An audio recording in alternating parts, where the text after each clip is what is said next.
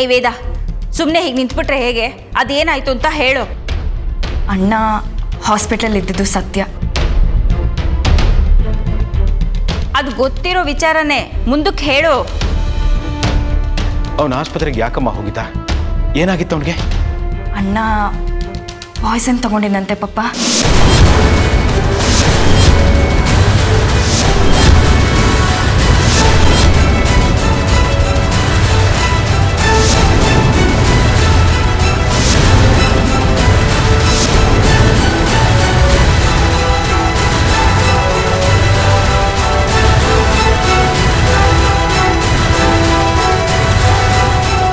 ನೀನು ಹೇಳ್ತಿರೋದು ಸತ್ಯನಮ್ಮ? ಸತ್ಯ ಪಪ್ಪ. ಅವ್ರು ಟ್ರೀಟ್ ಮಾಡಿದ ಡಾಕ್ಟ್ರೇ ಈ ವಿಷಯ ಹೇಳಿದ್ದು.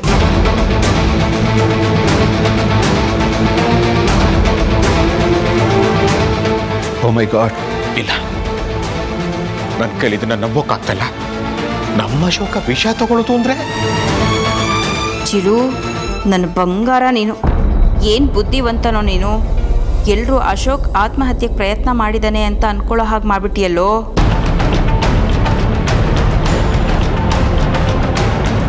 ಅಂದರೆ ನಮ್ಮ ಅಶೋಕ್ ಆತ್ಮಹತ್ಯೆ ಮಾಡ್ಕೊಳ್ಳೋದಕ್ಕೆ ಹೊರಟಿದ್ನಾ?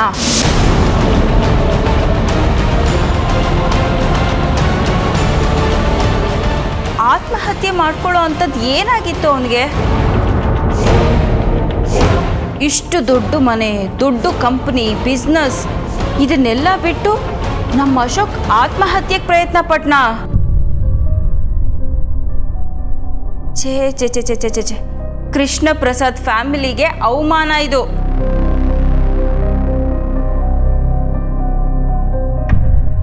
ಮನೆ ಬಿಟ್ಟು ಹೋಗಿ ವಿಷ ತಗೊಂಡು ಅನಾಥನಾಗಿ ಆಸ್ಪತ್ರೆಯಲ್ಲಿ ಅಡ್ಮಿಟ್ ಆಗಿದ್ದಾನೆ ಅಂತ ನೆನೆಸ್ಕೊಂಡ್ರೇನೆ ನನಗೆ ಹೊಟ್ಟೆಲ್ ಸಂಕಟ ಆಗ್ತಾ ಇದೆ.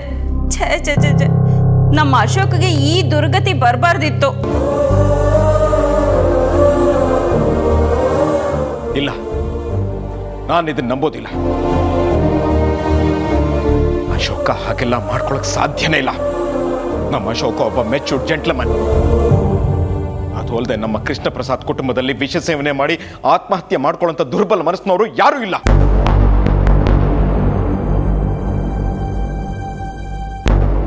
ರೀ, ನಿದ್ದೆ ಮಾಡೋರ್ನ ಎಬ್ಬಿಸ್ಬೋದು, ನಿದ್ದೆ ಮಾಡೋ ಥರ ನಾಟಕ ಮಾಡೋರ್ನ ಎಬ್ಸೋದಕ್ಕಾಗಲ್ಲ ರೀ.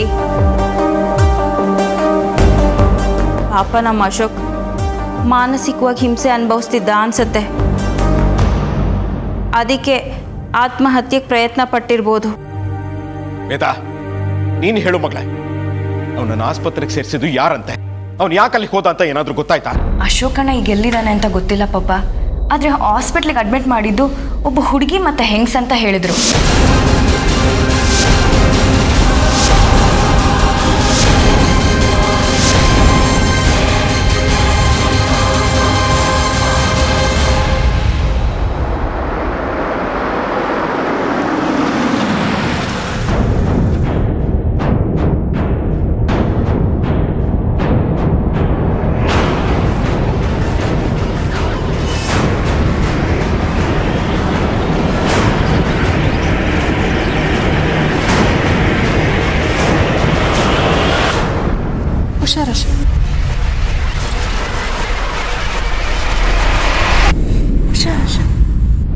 ಥ್ಯಾಂಕ್ಸ್ ರವಿನಿ, ನೀನಿನ್ನು ಹೊರಡು. ಅಮ್ಮ, ನೀವು ಹೊರಡಿ. ಅಶು, ಏನು ಯೋಚನೆ ಮಾಡಬೇಡ, ನನಗೇನೂ ಆಗಲ್ಲ, ನಾನು ಎಲ್ಲ ಮ್ಯಾನೇಜ್ ಮಾಡ್ತೀನಿ. ನೀವು ಹೊರಡಿ. ಅಶು, ಮನೆಗೆ ಹೋಗಿ ಎಲ್ಲರ ಹತ್ರ ಮಾತಾಡಿ ನನಗೆ ಕಾಲ್ ಮಾಡು. ಸರಿ, ಆಯಿತು. ಪ್ಲೀಸ್ ಅಶು, ಮರಿಬೇಡ, ಕಾಲ್ ಮಾಡ್ತೀಯಲ್ವಾ? ಖಂಡಿತ ಮಾಡ್ತೀನಿ, ನೀವು ಹೊರಡಿ.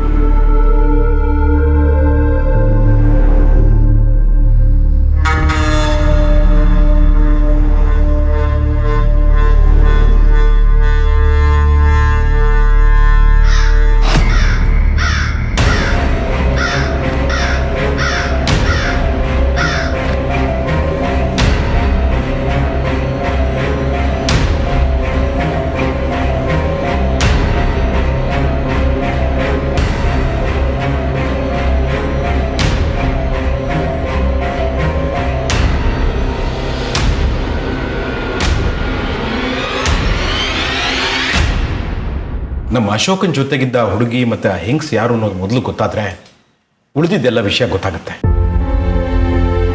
ಭವಾನಿ ಹಾಸ್ಪಿಟಲ್ ಕೇಳಿದಾಗ ಏನಂದ್ರು? ಅವಳು ಅಶೋಕ್ ಫ್ರೆಂಡ್ ಅಂತ ಹೇಳಿದ್ಲಂತೆ.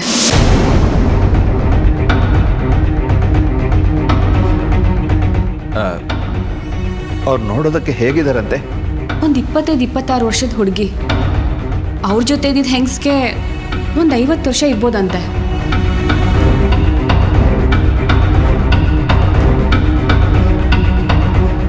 ಮೊದಲು ಅವ್ರು ಯಾರು ಅನ್ನೋದನ್ನ ಪತ್ತೆ ಹಚ್ಚಬೇಕು. ಕೃಪಾಕರ್, ಸ್ವಲ್ಪ ನೋಡಿ. ನನಗೊಂದು 10 ನಿಮಿಷ ಟೈಮ್ ಕೊಡಿ, ಅದ್ಯಾರು ಅಂತ ನಾನು ಕಂಡು ಹಿಡಿತೀನಿ.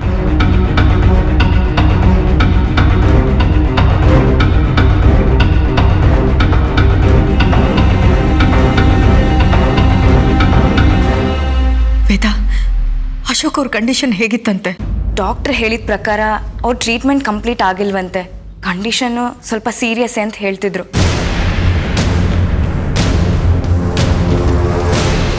ಕಂಡೀಷನಲ್ಲಿ ಅಶೋಕ ಆಸ್ಪತ್ರೆಯಿಂದ ಯಾಕೆ ಹೊರಗಡೆ ಹೋದ? ಯಾವ ಕಡೆಯಿಂದ ಯೋಚನೆ ಮಾಡಿದ್ರು ಬರೀ ಕನ್ಫ್ಯೂಸ್ ಆಗ್ತಿದೆಯಲ್ಲ.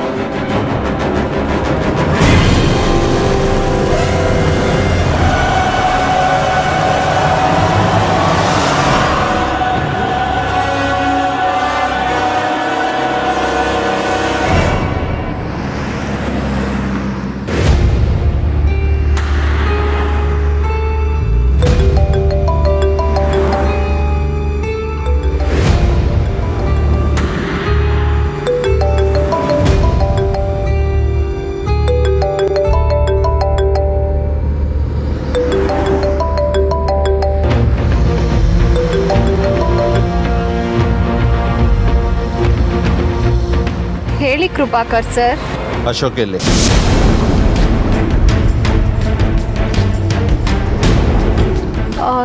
ನನಗೆ ಗೊತ್ತಿಲ್ಲ ಸರ್. ನೀನು ಅಶೋಕ್ ಜೊತೆ ಹಾಸ್ಪಿಟಲ್ಗೆ ಹೋಗಿದ್ದೆ ಅಂತ ನನಗೆ ಗೊತ್ತಿದೆ. ಸರ್ ಅದು ಅಶೋಕ್ ಎಲ್ಲಿದ್ದಾನೆ? ಬೆಳಿಗ್ಗೆ ಫೋನ್ ಮಾಡಿ ಅಶೋಕ್ ಎಲ್ಲಿದ್ದಾನೆ ಅಂತ ವಿಚಾರಿಸಿದ್ದಕ್ಕೆ ನನಗೆ ಗೊತ್ತಿಲ್ಲ ಅಂತ ನನ್ನ ಹತ್ರನೇ ಸುಳ್ಳು ಹೇಳಿಬಿಟ್ಟೆ ಅಲ್ಲ? ಅಶೋಕ್ ಕಾಣೆ ಆಗಿದ್ದಾನೆ ಅಂತ ಪೊಲೀಸ್ ಕಂಪ್ಲೇಂಟ್ ಆಗಿದೆ, ಅದು ಗೊತ್ತಿದೆಯಾ ನಿನಗೆ? ಅಶೋಕ್ ಜೊತೆ ಒಂದು ಹುಡುಗಿ ಮತ್ತೆ ಒಂದು ಹೆಂಗಸು ಇದ್ರು ಅನ್ನೋದು ಗೊತ್ತಾಗಿದೆ. ಅವನಿಗೆ ಜ್ಯೂಸಲ್ಲಿ ಪಾಯ್ಸನ್ ಮಿಕ್ಸ್ ಮಾಡಿಕೊಟ್ಟಿರೋದು ಯಾರು ಅಂತ ಇನ್ವೆಸ್ಟಿಗೇಟ್ ಆಗುತ್ತೆ. ಅಲ್ಲಿ ಏನು ನಡೆಯಿತು ಎಲ್ಲ ಡೀಟೇಲ್ ಆಗಿ ಹೇಳು. ಸರ್ ಅಶೋಕ್ ಜ್ಯೂಸ್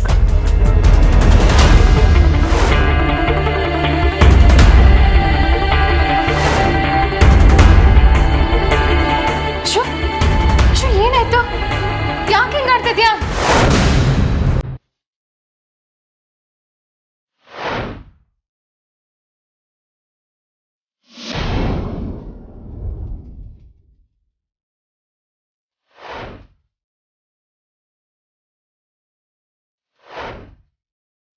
ರಾಗಿಣಿ,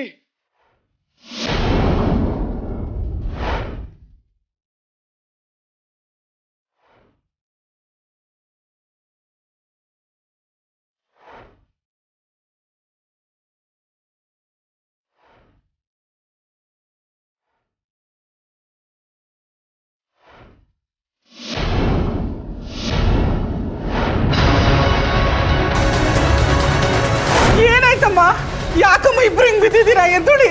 ಅಮ್ಮ ಅಮ್ಮ ಅಮ್ಮ ಅಶ್ವ ಎಲ್ಲಿ?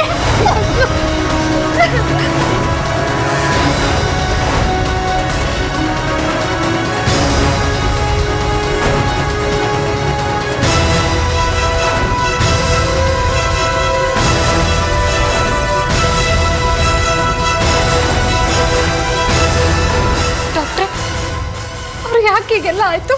ಅವರು ಪಾಯ್ಸನ್ ತಗೊಂಡಿದ್ದಾರೆ. ಅಷ್ಟೇ ಸರ್. ಜ್ಯೂಸ್ಗೆ ವಿಷ ಬೆರೆಸಿದ್ಯಾರು? ಇಲ್ಲ ಸರ್, ನಾನು ವಿಷ ಮಿಕ್ಸ್ ಮಾಡಿಲ್ಲ. ಅದು ಹೇಗೆ ಮಿಕ್ಸ್ ಆಯಿತು ನನಗೆ ಗೊತ್ತೇ ಇಲ್ಲ ಸರ್. ಸರ್ ಪ್ಲೀಸ್ ನನ್ನ ಕಾಪಾಡಿ ಪ್ಲೀಸ್. ಈಗ ಅಶೋಕ್ ಎಲ್ಲಿದ್ದಾನೆ? ಅಶು ಇವಾಗ ತಾನೇ ಮನೆಗೆ ಹೋಗ್ತೀನಿ ಅಂತ ಹೇಳ್ದ. ನಾವು ಡ್ರಾಪ್ ಮಾಡಿಬಿಟ್ಟು ಬಂದ್ವಿ. ಮನೆ ಹತ್ರನಾ? ಹೌದು ಸರ್, ಅವರೇ ಇವಾಗ ಮನೆ ಹತ್ರ ಡ್ರಾಪ್ ತಗೊಂಡ್ರು. ಇನ್ನು ಸ್ವಲ್ಪ ಹೊತ್ತಲ್ಲಿ ಮನೆ ಒಳಗೆ ಬರ್ಬೋದು ಅನ್ಸುತ್ತೆ. ಅವನು ಮನೆಗೆ ಬರ್ಬೋದು, ಆದರೆ ನೀನು ತುಂಬ ರಿಸ್ಕಲ್ಲಿ ಸಿಕ್ಕಾಕೊಂಡಿದ್ಯಾ.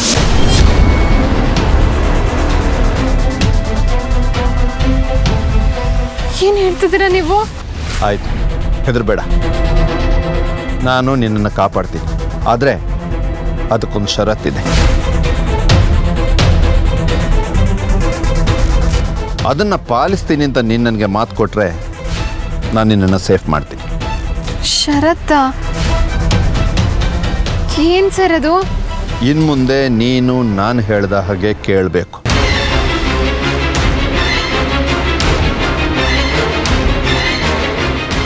ಸರಿ ಸರ್, ಆಯಿತು.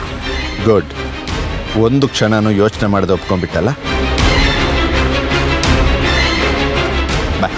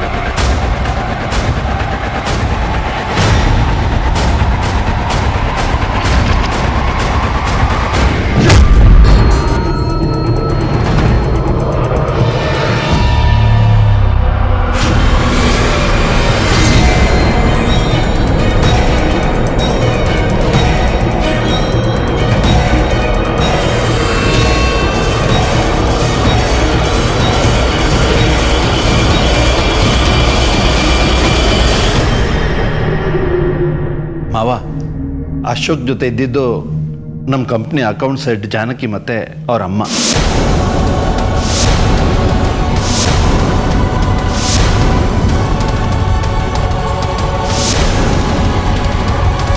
ಅವ್ರು ಯಾಕೆ ಅಶೋಕ್ ಜೊತೆ ಇದ್ರು? ಜಾನಕಿ ಬೆಳಗ್ಗೆ ಆಫೀಸಿಗೆ ಹೋಗಬೇಕಾದ್ರೆ ಫ್ಯಾಕ್ಟ್ರಿ ಹತ್ರ ಅಶೋಕ್ ಒಬ್ಬನೇ ಕೂತಿದ್ನಂತೆ. ಅವನ್ನ ಹೋಗಿ ಮಾತಾಡ್ಸೋಣ ಅಂತ ಇವಳು ಹೋಗಿದ್ದಾಳೆ. ಅಷ್ಟರಲ್ಲಿ ಅವನು ವಾಮಿಟ್ ಮಾಡ್ಕೊಂಡಂತೆ.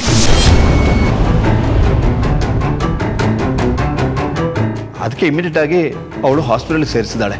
ಸಹಾಯಕ್ಕೆ ಇರಲಿ ಅಂತ ಅವಳ ಅಮ್ಮನ್ನು ಕರ್ಕೊಂಡ್ಲಂತೆ. ಅಲ್ಲ, ಹೀಗಾಗಿದೆ ಅಂತ ನಮ್ಗೆ ಯಾರಿಗಾದ್ರೂ ಒಂದು ಫೋನ್ ಮಾಡಿ ಹೇಳ್ಬೋದಾಗಿತ್ತಲ್ವಾ? ಹೌದಲ್ವಾ? ಆ ಹುಡುಗಿನಾದ್ರೂ ನಮಗೆ ಫೋನ್ ಮಾಡ್ಬೋದಾಗಿತ್ತು, ಯಾಕೆ ಮಾಡಲಿಲ್ಲ? ಅದು ಅಶೋಕ್ ಹೇಳಿದ್ನಂತೆ, ಮನೆಯವರಿಗೆ ಯಾರಿಗೂ ಹೇಳೋದು ಬೇಡ, ಗಾಬರಿ ಆಗ್ತಾರೆ ಅಂತ.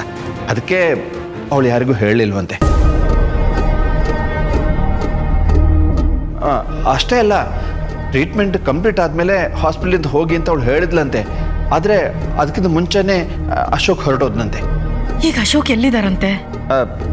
ಮನೆಗೆ ಹೋಗ್ತೀನಿ ಅಂತ ಹೇಳಿ ಹೋದ್ನಂತೆ. ಅಶೋಕ್ ಮನೆಗೆ ಬರ್ತಿದಾರಂತ? ಹೌದು. ಯಾವಾಗ ಬರ್ತಾರಂತೆ? ಎಷ್ಟೊತ್ತಾಯ್ತಂತೆ ಹೊರಟು? ಒಂದು 10 ನಿಮಿಷದ ಹಿಂದೆ ಮನೆಗೆ ಹೋಗ್ತೀನಿ ಅಂತ ಹೇಳಿ ಹೊರಟಿದಾನಂತೆ. ಸದ್ಯ ನಮ್ಮ ಅಶೋಕ್ ಮನೆಗೆ ಬರ್ತಿದ್ದಾನಲ್ಲ, ನಮ್ಗಷ್ಟೇ ಸಾಕು. ದೇವ್ರೆ, ನಮ್ಮ ಅಶೋಕ್ ನಮ್ಮ ಮನೆಗೆ ವಾಪಸ್ ಕಳಿಸ್ಕೊಟ್ಯಲ್ಲ, ನಿನಗೆ ಎಷ್ಟು ಕೈ ಮುಗಿದ್ರೂ ಸಾಲದು.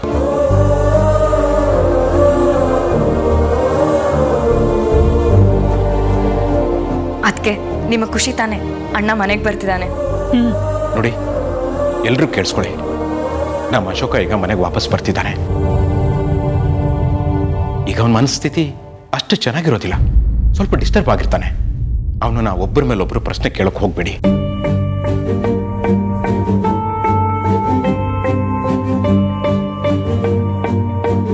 ಅವನ ಪಾಡ್ಗವನ ಬಿಟ್ಬಿಡಿ. ಮೊದಲು ಅವನು ಸೆಟ್ಲ್ ಆಗಲಿ, ಆಮೇಲೆ ನಿಧಾನವಾಗಿ ಟ್ರೀಟ್ಮೆಂಟ್ ಶುರು ಮಾಡಿಸೋಣ. ಪ್ರೀತಿಯಿಂದ ಮಾತಾಡಿಸಿ ಅವನನ್ನು ಕೂರಿಸ್ಕೊಂಡು ವಿಷಯ ಯಾಕಪ್ಪ ತಗೊಂಡೆ ಅಂತ ಕೇಳೋಣ. ಈಗ ಯಾರು ಏನು ಅವನು ಬಲವಂತ ಮಾಡಬೇಡಿ ಪ್ಲೀಸ್, ಅರ್ಥ ಆಯ್ತಾ?